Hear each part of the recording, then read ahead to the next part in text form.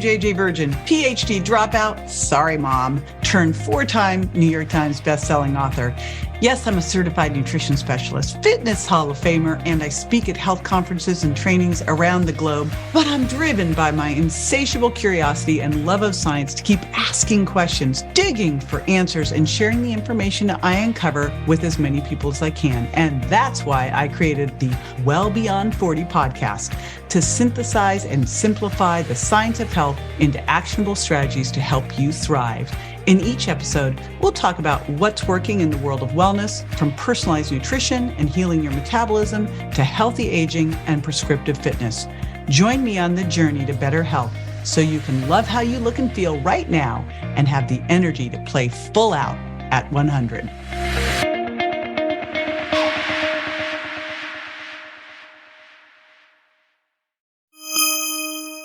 If you've been following me for a while, then you probably heard me rant about how walking isn't exercise. And maybe you thought that because of that, I felt like it was a waste of time.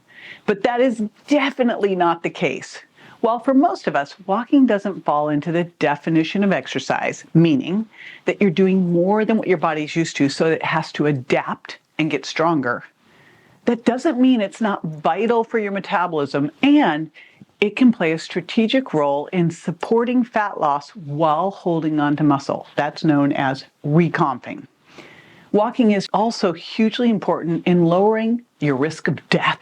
Yes, walking is a big thing in reducing all-cause mortality. So I'm going to deep dive into walking in this video, and I'm going to share my favorite walking pad, how I use it, and what else you can do to get those steps in daily and increase your overall daily calorie burn, which is also known as your total daily energy expenditure. Now, there are 3 things that impact your metabolism: your basal metabolic rate, or the amount of calories you burn at rest, and that's determined by your age, your sex, your genetics, and your muscle mass, which is really the only thing that you can change there is by adding more muscle mass or overall weight.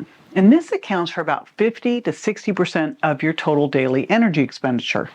Next is the thermic amount of food, which accounts for maybe 10% of your total daily energy expenditure, and the 3 macronutrients, protein, carbs, and fat. And of the 3 macronutrients, protein, carbs, and fat, protein has by far the highest thermic effect of food. It's 20 to 30% of its calories are expended in the digestion and assimilation of protein. Plus, as you know, protein supports your basal metabolic rate by helping you hold on to lean tissue when you're losing fat. The third thing that impacts your metabolism is activity, which includes both exercise and non-exercise activity thermogenesis. Now, exercise accounts for anywhere from 0, if you're not doing anything, doesn't count, right, to 10% of your daily energy expenditure. So that means that activity is the most modifiable in this plan. This can be anywhere from 15 to 30% of your overall expenditure. So when you're looking to lose weight, bumping up your activity may be just the difference your metabolism needs to break through that plateau. Now, when I think of NEAT, and there's some controversy about NEAT as to whether non-exercise activity thermogenesis is just stuff like fidgeting, things we don't really think about. But for the sake of this, I'm going to call NEAT everything from fidgeting to taking the stairs to parking farther away. Now, we can't change the unconscious things like the fidgeting, so let's focus on what we can change. And that is our total steps per day and the intensity of them. So it turns out that the average person gets in about 3,000 to 4,000 steps per day.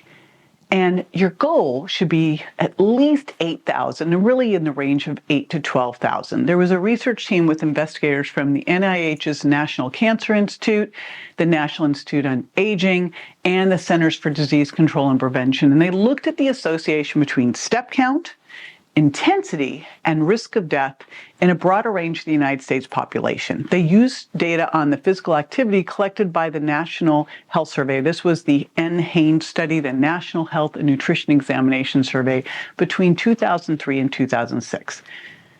This study was published in JAMA, March 24, 2020, and what they found was that compared with people who took 4,000 steps a day, that was the average, those who took 8,000 steps a day at the start of the study had a 50% lower risk of dying from any cause during the follow-up.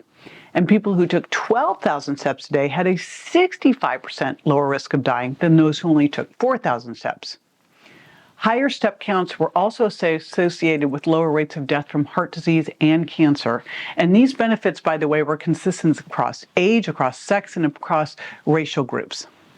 Now, step intensity didn't seem to impact the risk of mortality once the total number of steps were considered. Only an increase in the number of steps was associated with a reduced risk of death. But intensity can have some pretty cool impacts too. There was a study aimed at looking at intensity where they looked at two approaches to increasing daily steps, which would affect, and they wanted to see how it would affect both body composition and metabolic health. And they did it with college students with obesity. So they divided these students into three groups. There were 32 people. First, they had the walking step goal group, and they were supposed to have 12,000 steps a day. Then they had the walking exercise group. They were given do 12,000 steps a day, but 3 days a week, go at a faster pace. And then there was the control group. They were told to just do what they normally did. So they tracked the number of steps each participant took daily for 8 weeks, and here's what they found. There were no real difference between the walking step group and the walking exercise group in terms of how many steps they took, but there was a big difference in health improvements. The walking exercise group had improvements in their hip circumference, in their visceral fat, in their HDL-C, in their fasting glucose, and their triglycerides, whereas the walking step group only improved their HDL-C. And of course, the control group, nothing happened, which is what we would expect. So not only, is having a walking step goal helpful for overall health, right? But you add in a little bit of intensity to it, and I'm going to show you how to do that. It's more effective than when you do that in improving body composition and metabolic health. And it may also reduce your risk for cardiovascular diseases. So, what's the takeaway? Walking helps you not die, which is most important of all because the rest of this is meaningless if that happens. But adding in some intensity, it can also help with body composition. And I'm going to show you how to do that with my favorite piece of equipment.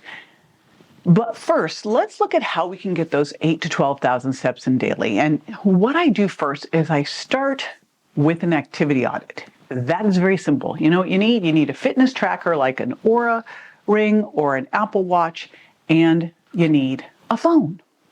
And so what I have someone do to start is just track how many steps you're getting in each day. That's it. First thing you do is you get curious and you just track. Now, what you measure and monitor, you can improve. I find just tracking makes you start to become more aware and start to want more. And you can make this kind of fun and challenge yourself. My goal is wherever you're starting is to increase it 10% every couple days until you get into that range of 8,000 to 12,000. And then that's just your non-negotiable. You get that in every single day. So how do you get that in every single day? Well, here's some different ways to do it. Park farther away. So I go to a gym a couple days a week, and what I do at the gym is I don't park down at the lower level and walk into the gym. No, I park in one of the upper levels in the parking garage and I take the stairs. So I park farther away. Next one is to get a very needy dog, right? So that you have to walk the dog. Granted, that's walk, walk, sniff, but still gets you out. The next one is take the stairs wherever you can. So I have a 2-level house. And when we were putting everything together, my office is on the second story. And I thought, I should get an espresso machine in my office and a refrigerator for drinks. And then I thought, no, I should not. I should have to go downstairs every time I want to get something so that I'm getting up all the time. Plus, my office is right next to my gym, so I can go jump in there and get a couple steps on my walking treadmill or on my exerciser. So make it so that you actually have to get the movement in. Now, the other day I was going to meet my girlfriend for coffee, and I thought about it, and I thought, why am I meeting her for coffee? Then we're going to sit for an hour. Instead, I pinged her and I said, let's go for a walk instead. And what I did was when I met her for a walk, I also threw on a rucking vest, which I'll talk about in a little bit, what that is. So here's how I do this at home too. I get more in. And again, because I measure and monitor, I'm making sure that I'm getting in more steps throughout the day. Now, you probably heard about these walking pads. A walking pad is basically a compact treadmill where the railing part can fold down.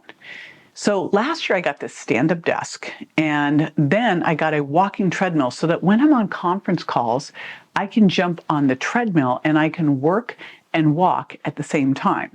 These things are pretty cheap. They're like around a really good one, and I'll put the link to the one I have on Amazon. It's about $350. Mine is a Eurevo 2-in-1. It goes up to 3.8 miles per hour without the guardrails up, which you're probably going, that's not much. But it is much when you're doing it for an hour or two on a conference call, because I'm going about 3 miles an hour because I'm literally still working while I'm doing this at my stand-up desk.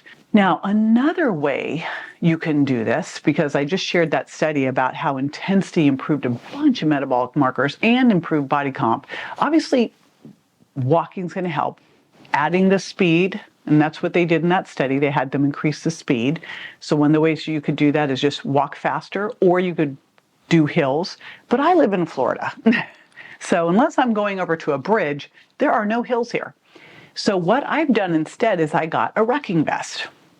And this rucking vest is super cool. So a rucking vest is simply a weighted vest.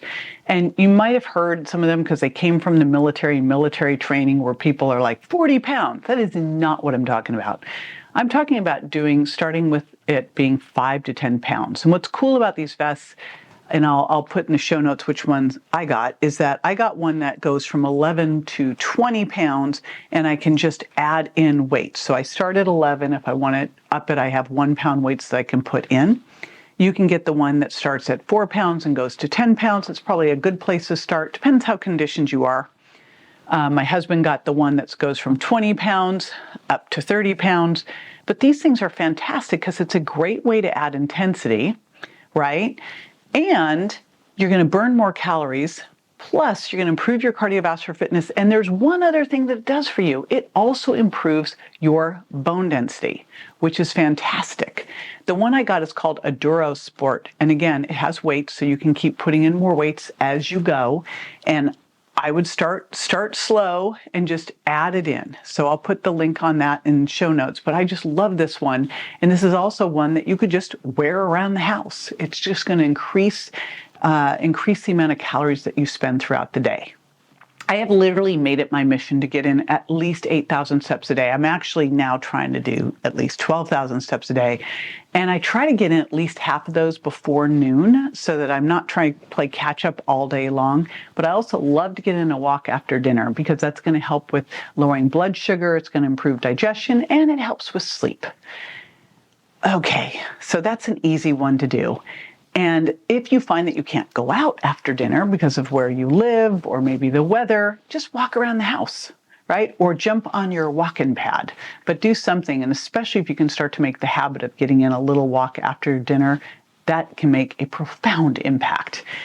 So now that you know the power of walking and how it can impact your overall health and metabolism, let's talk about how to keep your metabolic fire burning, which is the next video where I'm going to share the best foods to support a healthy metabolism. I'm sharing exactly what to eat to fuel your body and feel energized all day long. So you'll always be primed and ready to get those steps in. Be sure to join me next time for more tools, tips, and techniques you can incorporate into everyday life to ensure you look and feel great, and more importantly, that you're built to last. And check me out on Instagram, Facebook, YouTube, and my website, jjvirgin.com. And make sure to follow my podcast so you don't miss a single episode at subscribetojj.com. See you next time.